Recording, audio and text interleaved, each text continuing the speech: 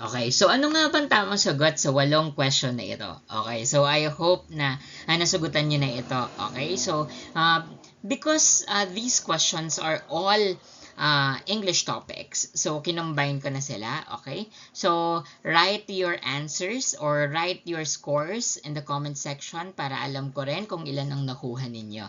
Okay, so isa-isahin natin yung bawat tanong. Okay, for our first question, which sentence contains a dangling modifier? Alin nga daw dyan ang may dangling modifier? So, ano muna yung dangling modifier? Okay? Bago nyo masagutan, ano muna yung dangling modifier? Okay? Tatandaan nyo na ang dangling modifier ay tawag siya kapag ang introductory or yung naunang phrase ay hindi malinaw kung sino yung gumagawa ng action. Okay? So, since dalawang phrase, yung naunang phrase hindi malinaw kung sino talaga, hindi natin ma-identify kung ano yung ginagawa at sino yung gumagawa ng mismong action. Okay? So, examine natin. Ang tamang sagot po dito sa first question natin ay alin daw dyan yung may dangling modifier? Ang tamang sagot po dyan, tama po kayo, ay letter B. Okay? Examine muna natin yung tatlong other options. Bakit hindi sila yung tamang sagot? Okay, so sa letter A, after reading the book, Maria wrote a report. Okay, dito, malinaw na si Maria, pagkatapos daw magbasa, ay nagsulat ng report. Okay? So, malinaw dito na si Maria yung subject, nagsulat ng report siya after niya magbasa ng libro. So, malinaw yung sentence. Okay? Walang hindi tayo maka-point out ng may nagdadangle. Okay? Tatandaan nyo, kaya dangling modifier siya. Kasi nagahang, okay? Nagdadangle. Hindi natin malaman kung sino talaga yung gumagawa ng action. Sa letter A, alam natin, naiisa lang yung doer of the action. Si Maria lang. Okay?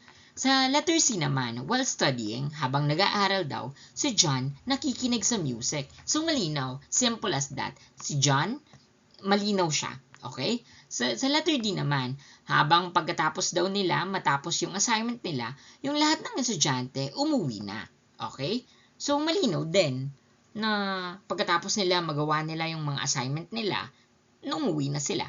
Bakit letter B yung tamang sagot? Bakit letter B yung nagko-contain ng dangling modifier? Okay, examine natin. Walking along the beach.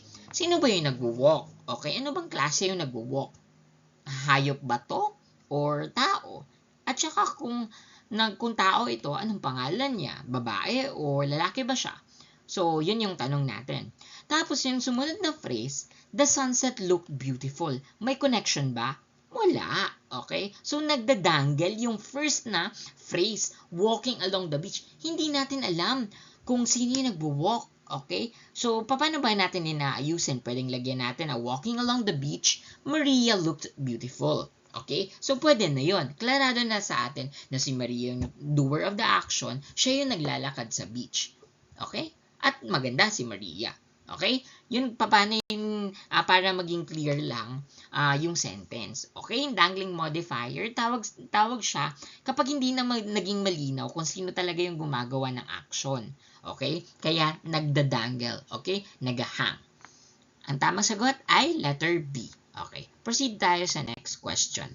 Which sentence contains a double negative? These are all grammar questions. Yung dalawang nauna ay the grammar question. So, alin daw dito ang double negative? Ang double negative, tatandaan, kaya double negative, ay kapag pinagtabi ang dalawang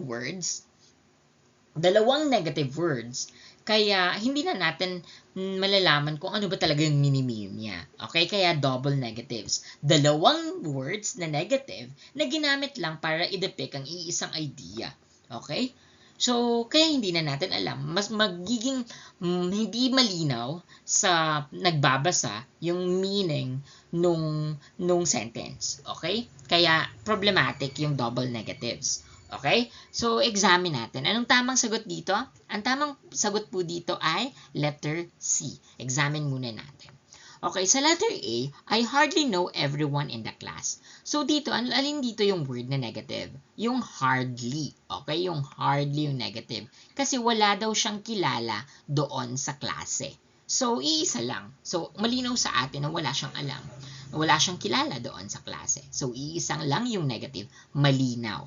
Okay? Sa letter B naman, she never arrives late. Ibig sabihin, yung doer of the action ay palaging early. Okay? So, maaga siya lagi kasi hindi daw siya nililate. So, never. That's only one negative. Sa letter D naman, nobody attended the meeting. Walang nag-attend. So, naintindihan natin, nobody. Bakit nagkamali ang letter C? Okay? Because of the word didn't at nothing. Double negatives. Okay? Ang didn't ay shortcut form ng did not. Okay? He did not do nothing wrong. So, hindi daw, wala siyang ginawa na mali. Okay, so ano na ang meaning nun? So, ibig ba sabihin nun, gumawa na siya ng tama? O wala ba talaga siyang ginawang mali? Okay? So, magiging malabo. So, problematic yung sentence. Kaya nagiging problematic ang sentences na may double negatives. Okay? So, yan po yan ha. Dangling modifier. Tapos ngayon naman, double negatives. Okay. Next question tayo. Which sentence contains an error in pronoun reference? Okay, another grammar question. Okay, so ang topic na to ay about sa pronoun antecedent reference. Okay, so ano muna yung antecedent? Okay, yung antecedent ay yung word na nire-refer, okay, yung subject na nire-refer ng mismong pronoun. Okay, for example, kanina si Maria, she, yung pronoun niya, ang antecedent ng pronoun na she ay si Maria. Okay? So, yun yung ibig sabihin ng antecedent. Yung nire-refer ng mismong pronoun. Okay? So, dito, alin daw yung may error? Yung may error sa nire-refer ng pronoun. Okay? So, ang tamang sagot dito ay letter A. Tama po kayo. Let's examine muna yung B, C, at D. Bakit tama sila? Okay? So, the students submitted their projects on time. Ano ang pronoun natin dito? Ang their, ang pronoun. Okay? So, anong nire-refer niya? Students.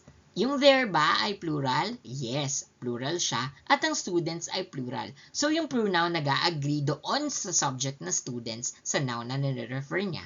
Okay? So, ibig sabihin, tama yung sentence. Okay, dito naman, Mr. Cruz reminded the class about their assignment. Ang pronoun natin ay their. Okay, their. Okay? Alin nga ba ang nire-refer dyan? Si Mr. Cruz nga ba o si class? Okay? Ang nire-refer nito ay yung class. Okay? Yung class. Okay? Hindi po si Mr. Cruz. Kasi yung class, siya yung direct object dito sa sentence ng verb na reminded. Ang subject dito ay si Mr. Cruz. Okay? So, yung class yung nire-refer ng pronoun na there. Okay? Bakit po, Sir Justin, naka-plural po yung class? Kasi ang nire-refer nito ay yung mismo mga estudyante. Okay? Yung mismo mga estudyante doon sa loob ng klase. Okay? Kaya, there pa rin. Okay? Kaya tama pa rin po yung sentence. Okay? Sa letter D naman, ang pronoun natin ay there. Okay? Sino nire-refer? Both of the girls. Si Maria and Lisa. Okay? Kaya there, plural. Nag-agree pa rin sa subject. Bakit naman nagkamali ang letter A sa antecedent, a pronoun antecedent na reference? Okay? Kasi dito, sa sentence na ito, basahin muna natin. When Anna met Bea, she was excited. Okay, ang pronoun natin ay she. Okay, malabo kung sinong nire-refer na she, kung si Bea o si Anna. Sino nga ba ang nire-refer nito? Sino nga ba ang excited sa sentence? Okay? So, paano nga ba natin ma-fix? Okay, paano natin yan ma-fix? Pwede nating palitan, when Anna met Bea, Bea was excited. Okay, so hindi muna tayo gagamit ng pronoun. Okay? So, para maging mas malinaw, kasi hindi natin alam kung sino yung nire-refer ng she. Okay? Kaya, siya yung may possible error or siya yung may error sa paggamit ng pronoun kasi hindi natin ma-refer or yung antecedent ng she kung si Bea o si Anna. Okay? Malinaw po ba? Okay, very good. Okay, so proceed tayo sa next question. So, grammar question ulit. So, which sentence is grammatically correct? Ang tamang sagot po dito ay, ano? Ang tamang sagot dito ay letter D. Okay, so letter D. Examine muna natin yung mga maling sagot. Okay, so word na every boy and girl are required. Okay, subject-verb agreement to. Okay, so ang topic na to ay subject-verb agreement.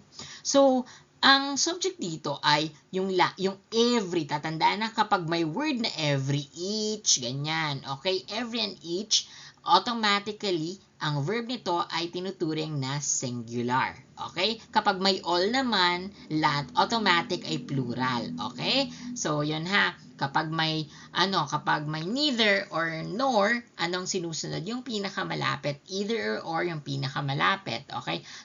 Kapag all, automatic ay plural. So, yung every boy daw at lalaki, yung every boy at babae, required ng magsuot ng uniform. So, yung individual, each na individual na lalaki at babae ang minimin. Okay? So, ang subject, yun yung every. Kaya every. Are ba? Mali. Kasi dapat singular. Hindi siya nagre-refer dito. Hindi babalik. Okay? So, mali po siya. So, grammatically incorrect siya. Okay? So, letter B naman. Each of the participant, kakasabi ko lang, each. So, yung bawat isa ng mga participants, ang have ba ay singular or plural? Plural. So, ang singular form niya ay has. Okay? Each of the participants has received certificates. Kaya, has po yan para maging tama. So, the committee have reached a decision. Okay. Ang verb natin ay have. Okay.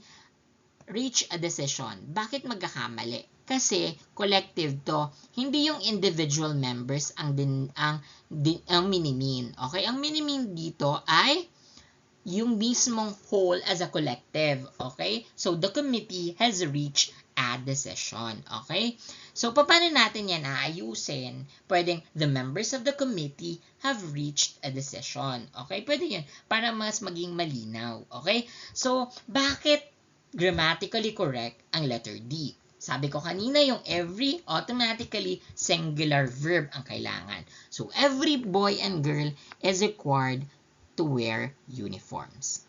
Another tip, tingnan nyo, para mas malinawan kayo, titingnan nyo lang naman yung options kung hindi nyo alam. May dalawa na pareho. Pipili na lang kayo. So, magiging 50% yung odd na maging tama, yung probability na maging tama kayo. So, dalawa na lang yung pagpipilian nyo. Diyan lang yung pagpipilian nyo. It's letter A or D. Okay? So, 50% na lang yung probability na magkamali kayo or tama kayo. Okay? So, next question. So, ano naman tayo? Vocabulary. Okay, so which word is most nearly opposite in meaning to reluctant? Okay, so what if, paano nyo nga ba sasagutan ang vocabulary kung hindi nyo alam kung ano yung word? Okay, paano nyo nga ba sasagutan? So, gagamit kayo ng mga context clues. Okay, so gagamit kayo ng context clues. Dito, sa case na ito, okay, reluctant. Kunyari, hindi natin alam yung reluctant. Paano natin to sasagutan? Okay, pero alam mo, yung ibang mga words kung ano ang meaning. Examine muna natin. So, assess natin yung bawat word. Yung hesitant, alam natin na possible na nag-aalinlangan. Okay, so nag-hesitate, nag-aalinlangan. So, So, anong ibig sabihin? Medyo negative. Okay, medyo negative yung word. Okay, so, letter B naman, unwilling. So, hindi willing. So, yung word pa lang na negative. So, yung hesitant, negative din. Yung unwilling ay negative din. So, ayaw gawin, hindi willing. So, pareho na silang negative. So, possible na yung reluctant ay negative din, tapos ang hinahanap, positive. Kasi dalawa yung negative, hindi pwedeng ganon. Okay, yung mga choices natin. So, yung letter D, doubtful. Alam natin na kapag may doubt ay negative, kasi nagdududa. So, doubtful, maraming pagdududa. So, may pagdududa yung tao. So, that's a negative. Tatlo ang negative, possible na may odd one.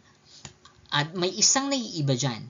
So, yung eager, kung hindi mo din alam, yung eager, yun ay isagot mo. Bakit? Kasi siya lang yun ay iiba.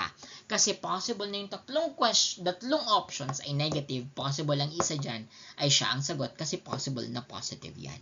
Okay? So, ang tamang sagot ay eager. Okay? Eager. Ano ba yung eager? Eager ay yung excited na willing kang gawin yung isang bagay. So, sabik na sabik ka gawin yung isang bagay. So, that's your eagerness. Okay? Siya yung naiiba. So, ano yung meaning ng reluctant? Ang reluctant ay yung ayaw. So, ayaw niyang gawin yung isang bagay. So, reluctant siya gawin ang isang bagay. So, yan po yun ha. Para kung paano atakihin ang vocabulary or context clues na topics sa LET. Okay? Next po tayo. Okay, another vocab. So, meticulous. Okay? It's a good thing na alam natin yung Filipino term ng meticulous. Kadalasan din translate natin as meticuloso. Okay? So, malalaman na natin na yung meticuloso ay, kumbaga, perfectionist, detalyado, or masusi sa mga paggawa-gawa ng mga bagay-bagay. So, ganun yung definition natin. So, paano natin? Examine ulit natin or assess natin ulit yung ibang mga choices. So, A, careless. Okay, careless. Dahil sa word na less, okay, malalaman na natin na negative siya kasi less, okay, wala daw ng pag-care, okay, so less, okay, negative ulit, okay, letter C, reckless, so dalawa na yung negative ulit, okay, dalawa na yung negative ulit, so hindi na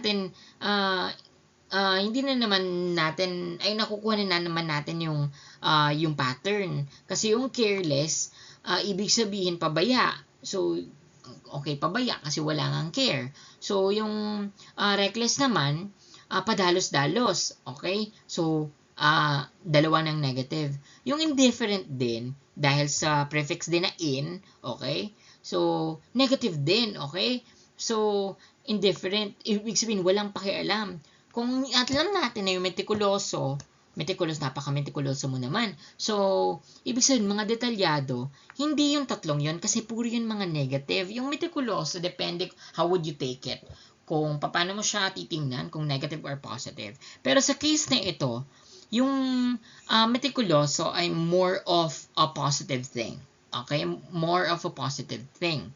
So, alin dyan yung synonymous. So, yung synonymous ay yung kasing kahulugan. Okay? That's thorough. Okay? Kung hindi mo alam yung thorough. Okay? Thorough, it's very detailed. Okay? So, comprehensive. Okay? That's thorough. Okay? Kaya ang tamang sagot ay letter B. Okay? Next question. Last two question na tayo. Okay? So, which expression daw ang tama? So, this is actually about idiomatic expression. Okay, idiomatic expression. At paggamit din ng preposition. Okay, so alin daw dyan ang tama? Okay, alin ba yung usual yung naririnig dyan? Okay, naririnig nyo ba yung different by mind? Okay, kasi masakit sa tenga. So, naririnig nyo ba yung different by mind? Ang sakit sa tenga nun. So, technically, hindi siya. Okay, so different with mind, masakit din sa tenga, pero pero masakit sa tenga. So, hindi siya standard English. Okay? So, hindi din yung letter C ang tamang sagot. Ang pag-iisipan nyo lang ay different from mine, kasi narinig nyo siya, tapos yung different than mine, kasi dalawa yung kino-compare. So, possible na than yung gamit. So, comparative degree. So, alin nga ba talaga ang tamang sagot? So, ang tamang sagot po dito ay letter A, different from mine. Okay? Tatandaan nyo na sa LET, kahit ginagamit yung different than mine, for example, sabihin natin for everyday English, hindi siya ang tatandaan natin na mas pinapaboran pa rin yung standard English. Ang standard English ay yung different or yung formal na English. Ang mas standard dito ay different from mine. Okay? Kaya ang tamang sagot dito ay letter A, different from mine. Okay? So, ito ay yung mga idiomatic expression. Ano po ba yung mga ibang expression na may, kumbaga, fixed na preposition na alam nyo? Okay? For example, different from, yun nga, different from. Ano pa ba? Similar to. Okay, similar to. Ano pa ba? Interested in. Okay, I'm interested in sports. Mga ganon. This is similar to a case for, and ano pa? Responsible for. Okay, I'm responsible for doing this and that. Tapos yung ano pa? So, yun yung mga example ng mga fixed preposition, ng mga expressions, idiomatic expressions na may fixed prepositions. Okay? So, yun po. Ang tamang sagot dito ay different from mine. Okay?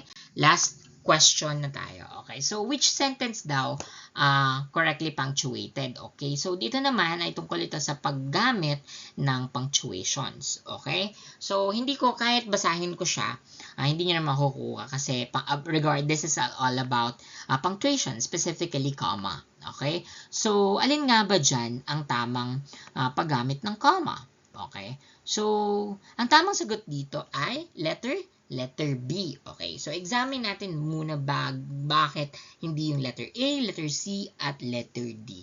Okay. So, ang letter A, yes, I agree with your proposal. Okay, kung nagsasalita siguro, o diretso. Pero sa pagsusulat, kailangang hiwalayin ang introductory. Okay, yung mga introductory words or phrases. Okay? So, yes, comma, I agree with your proposal. Or no, I agree with your proposal. O kaya, kapag noun, like, Sir Justin, I agree, Sir Justin, comma, I agree with your proposal. So, ganun para maging tama siya. So, hindi siya correctly punctuated. Okay? Kaya hindi tama sagot ang letter A. Okay, letter C naman, my favorite colors are blue, green, and yellow. So, paano natin? Blue, because this is a list. Okay, kasi marami yung colors. So, my favorite colors are blue, comma, okay? We'll call this ang green dito ay Oxford, comma. Okay? So, sa list, Oxford, comma, blue, green, tapos and yellow. Okay? So, para maging maayos siya. So, hindi siya correctly punctuated din. Kasi pwede din, di ba may color na blue, green? So, baka dalawa lang talagang color, blue, green, at saka yellow. So, hindi natin alam. Okay? Na-confuse na nagbabasa. Na tatlo pa lang yung favorite colors nung nagsasalita.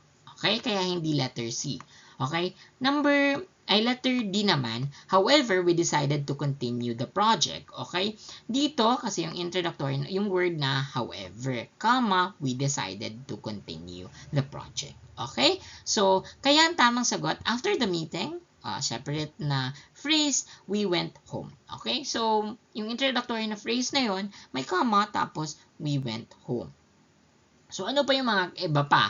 List. Okay, minsan sa mga words na fun boys, for, and, but, yun, naglalagay tayo ng comma. Tapos yung noun or direct address kapag tinatawag na Justin, may I have this, comma, tapos yun. Okay? So, yun, ano pa ba?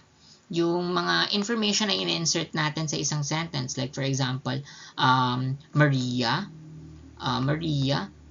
a 15-year-old student, okay? So, magkakama tayo, okay? So, additional information for the subject, okay? So, yun, nagkakama din tayo doon.